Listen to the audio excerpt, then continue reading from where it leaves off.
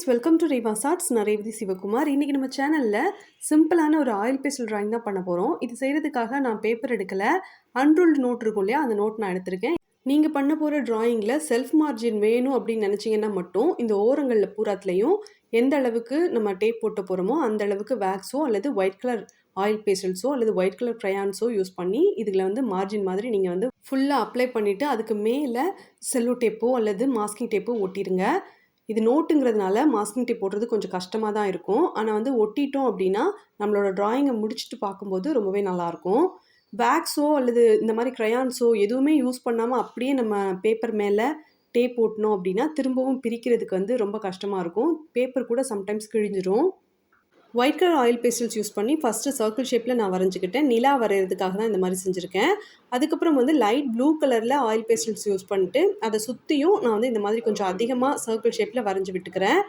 நான் light blue colour, dark blue colour இந்த மாதிரி நான் கலரில் சூஸ் பண்ணியிருக்கேன். உங்களுக்கு வேணும்னா light blue colour, dark blue colour, அதுக்கப்புறம் வந்து பிளாக் கலர் கூட நீங்கள் எடுத்துக்கலாம். உங்களுக்கு பிளெண்ட் பண்ணுறதுக்கு சரியாக தெரியாது அப்படின்னா நீங்கள் வந்து எந்த விதமான கேப்பும் இல்லாமல் நீங்கள் வந்து நீட்டாக இந்த ஆயில் பெஸ்டில்ஸை யூஸ் பண்ணி கலர் பண்ணிவிட்டு நீங்கள் பிளெண்ட் பண்ணாமல் அப்படியே கூட இந்த ட்ராயிங்கை கம்ப்ளீட் பண்ணலாம். ஒருவேளை உங்களுக்கு நல்லாவே பிளெண்ட் பண்ண தெரியும் அப்படின்னா நீங்கள் வந்துட்டு நான் இப்போது கலர் பண்ணியிருக்கேன்ல அந்த மாதிரி இடம் விட்டு விட்டு கலர் பண்ணிவிட்டு அதுக்கப்புறமா டிஷ்யூ பேப்பரோ அல்லது காட்டனோ அல்லது காட்டன் கிளாத்தோ இல்லை பட்ஸோ யூஸ் பண்ணிட்டு நீட்டாக பிளெண்ட் பண்ணி விட்டுருங்க. நான் பிளெண்ட் பண்ணுறதுக்காக டிஷ்யூ பேப்பர் தான் யூஸ் பண்ணிக்கிறேன். சிலர்லாம் கையாலேயே ஈஸியாக பிளெண்ட் பண்ணிடுவாங்க. அந்த மாதிரி கையாலேயே பிளெண்ட் பண்ணிங்க அப்படின்னா சின்ன பசங்களாக இருந்தால் கை ரொம்ப வலிக்கும். அதனால தான் வந்துட்டு டிஷ்யூ பேப்பர் அல்லது காட்டன் இந்த மாதிரி யூஸ் பண்ணிக்கோங்க அப்படின்னு சொல்கிறேன். இப்போ வந்து ஃபுல்லாகவே நான் பிளெண்ட் பண்ணி முடிச்சுட்டேன். இப்போ ஒரு ஸ்கேல் யூஸ் பண்ணியிருக்கேன். பென்சிலில் ஒரு சின்னதாக ஒரு வீடு வந்து வரைஞ்சிக்கிறேன். இந்த வீடு வரைகிறது ரொம்பவே ஈஸி தான்.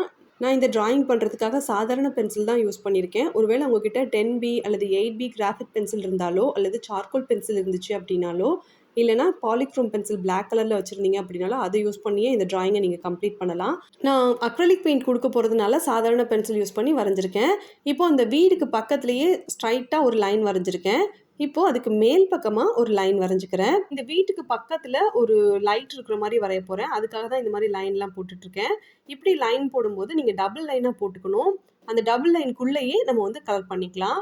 இப்போ இந்த லைட் வந்து நான் வரைஞ்சிக்கிறேன். லைட் வந்து உங்களுக்கு பிடிச்ச மாதிரியான ஷேப்பில் ஈஸியாக வரைஞ்சிக்கோங்க. இதுவே ரொம்ப ஈஸியாக தான் இருக்கும்னு நினைக்கிறேன். ஸோ நீங்கள் வந்து இதை பாருங்கள். உங்களுக்கு பிடிச்சிருந்ததுன்னா ட்ரை பண்ணி பாருங்கள். இப்போ நான் வந்துட்டு அக்ரலிக் பெயிண்ட் எடுத்துக்கிறேன். அக்ரலிக் பெயிண்ட் கொடுக்கலாம். இல்லைனா பிளாக் கலரில் போஸ்டர் கலர் இருக்கும் இல்லையா, அந்த போஸ்டர் கலர் எடுத்து நீங்கள் வந்து கலர் பண்ணிக்கலாம். இல்லைனா பெர்மனன்ட் மார்க்கர் உங்ககிட்ட இருந்துச்சுன்னா பிளாக் கலர் மார்க்கர் யூஸ் பண்ணிட்டு நீங்கள் வந்து எங்கெல்லாம் பிளாக் கலரில் பெயிண்ட் பண்ணுறனோ அங்கெல்லாம் வந்துட்டு நீங்கள் கலர் பண்ணிக்கலாம்.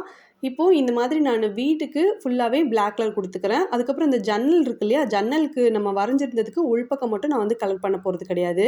அதே மாதிரி நான் வந்து வாசல் வந்து வரையாமல் விட்டுட்டேன். ஸோ அதை வந்து நீங்கள் கலர் பண்ணிட்டீங்க அப்படின்னா பிரச்சனை இல்லை. அதுக்கு மேலே வந்து நம்ம ஒயிட் கலர் கொடுத்துக்கலாம். ஒருவேளை கலர் பண்ணாமல் இருந்தீங்கன்னா நீங்கள் வந்து அந்த ஜன்னல் வரைஞ்ச மாதிரியே வாசலும் நீங்கள் வரைஞ்சி விட்டுக்கோங்க. இப்போது நான் வந்து இந்த ஜன்னல் வரைஞ்சிட்டேன். ஜன்னலை தவிர்த்துட்டு மீதி இருக்கிற இடங்கள்ல எல்லாத்துலேயுமே பிளாக் கலரில் அக்ரிலிக் பெயிண்ட் எடுத்து கொடுத்துட்டேன். இப்போ இந்த ஜன்னல் இருந்துச்சு இல்லையா, அந்த இடத்துல வந்துட்டு ஒயிட் கலர் நான் அப்ளை பண்ணிக்கிறேன். இது கொஞ்சம் ட்ரை ஆகட்டும். இப்போது இந்த வீட்டுக்குரிய என்ட்ரன்ஸ்க்காக நான் வந்துட்டு ஒரு சின்ன சைஸில் நான் வந்து மார்க் பண்ணிவிட்டு அதில் வந்து ஒயிட் கலர் அக்ரிலிக் பெயிண்ட் வச்சு கொடுத்துட்டேன். அதுக்கப்புறம் நிலா மாதிரி நம்ம ஃபஸ்ட்டு வரைஞ்சிருந்தோம்ல, அதுலேயுமே கொஞ்சம் பிரைட்டாக இருக்கிற மாதிரி white colour acrylic paint use பண்ணி நான் வந்து கலர் பண்ணிட்டேன். இப்போ நம்ம லைட் வரைஞ்சிருந்தோம்ல, அந்த அவுட்லைன் வரைஞ்சிருந்ததுக்கு உள்பக்கமாக மட்டும் எல்லோ கலர் வந்து நான் கொடுத்துக்கிறேன். எல்லோ அல்லது ஒயிட் கூட நம்ம கொடுக்கலாம். இதை கொடுத்துட்டு இது கொஞ்சம் ட்ரை ஆனதுக்கு அப்புறமா நான் வந்துட்டு இதுக்கு மேலேயுமே ஒரு சின்ன சின்ன லைன் வரைய போகிறேன். அதுக்கு முன்னாடி நம்ம ஃபஸ்ட்டு வரைஞ்சிருந்தோம்ல லைன் மாதிரி, அதுலேயுமே வந்துட்டு இந்த black colour acrylic paint use பண்ணி ஃபில் பண்ணி விட்டுக்கிறேன். எப்படி கலர் பண்ணதுக்கு அப்புறமா இந்த லைட்லையுமே சின்ன சின்னதாக கோடுகள் இருக்கிற மாதிரி வரைஞ்சி விட்டுக்கிறேன். அதுக்கப்புறம் இது வந்து அப்படியே இருக்கிறத விட இந்த லைட்டில் ஏதாவது டிசைன் இருந்தால் நல்லாயிருக்கும்னு தோணுச்சு. அதனால சின்ன சின்னதாக லைன் வரைஞ்சிட்டு அதுக்கப்புறம் வந்து ஷார்ப்பாக இருக்கிற மாதிரி நான் வரைஞ்சி விட்டுக்கிறேன். இதுவுமே வந்து ஆப்ஷனல் தான். நீங்கள் வந்து உங்களுக்கு இதை விட சிம்பிளாக லைட் வரைய தெரியும் அப்படின்னா நீங்கள் உங்களுக்கு பிடிச்ச மாதிரி வரைஞ்சிக்கோங்க. இப்போ வந்து அடிப்பக்கத்தில் இருந்த அந்த பிளாக் கலரில் மார்க் பண்ணியிருந்தோம்ல பென்சிலில், அதில் வந்து ஃபுல்லாகவே அக்ரிலிக் பெயிண்ட் எடுத்து கொடுத்துக்கிறேன். இது அப்படியே பிளைனாக இருக்கிறத விட இதில் கொஞ்சம் ஸ்டோன்ஸும் அதுக்கப்புறம் கொஞ்சம் கிராஷும் இருந்தால் நல்லாயிருக்கும்னு தோணுச்சு. அதனால் சின்ன சின்னதாக லைன் மாதிரி போட்டு விட்டுக்கிறேன். இதை போட்டு விட்டதுக்கப்புறம் நம்ம வந்து ஏற்கனவே ஜன்னல் வரைஞ்சிருந்தோம்ல, அந்த ஜன்னல் வந்து ட்ரை ஆகிடுச்சு ஒயிட் கலர் அக்ரிலிக் பெயிண்ட். அதனால் அதில் வந்துட்டு ஹைலைட் பண்ணி காமிக்கிறதுக்காக black colour acrylic paint use பண்ணிவிட்டு அதில் வந்து ஒரு ப்ளஸ் மாதிரி வரைஞ்சி விட்டுக்கிறேன். இது வரைஞ்சு விட்டதுக்கு அப்புறமா, நம்ம வந்து இந்த கிராஸ அப்படியே வைக்கிறதுனாலும் வச்சுக்கலாம். இதுல வந்துட்டு சின்ன சின்ன ஃப்ளவர்ஸ் இருக்கிற மாரி வரையறனாலும் வரைஞ்சுக்கலாம். ஃப்ளவர்ஸ் வரையறது வந்து ரொம்ப ஈஸி தாங்க. ஒரு 4 அல்லது 5 டாட் வந்து சேர்த்தாப்ல வச்சுட்டு, அதுக்கு நடுவுல ஏதாவது கலர்ல இருக்கிற மாதிரியான டாட் வச்சுட்டோம் அப்படின்னா, பார்க்கறதுக்கு ஒரு ஃப்ளவர் மாதிரி இருக்கும். அப்படிதான் நான் வந்து வரைஞ்சிருக்கேன். அதுக்கப்புறம் அங்கங்க ஒயிட் கலர் டாட்ஸ் இருக்கிற மாதிரி நான் வந்து வரைஞ்சு விட்டுக்கிறேன். அவ்வளோதான். இந்த டிராயிங் வந்து கம்ப்ளீட் ஆயிருச்சு. ரொம்ப ஈஸியா, ரொம்ப ரொம்ப சிம்பிளா இத வரைஞ்சிருவீங்கன்னு நெனைக்கிறேன். இந்த டிராயிங் உங்களுக்கு பிடிச்சிருந்ததுன்னா, நீங்க வந்து ட்ரை பண்ணி பாருங்க. ட்ரை பண்ணி பார்த்தீங்கன்னா, revas@00009@gmail.com அப்படிங்கிற நம்ம சேனலோட மெயில் ஐடிக்கு உங்களோட ஃபோட்டோஸும், வீடியோஸும் சென்ட் பண்ணுங்க. இப்போ இந்த மாஸ்கிங் டேப்ப நான் பிரிச்சுட்டேன்.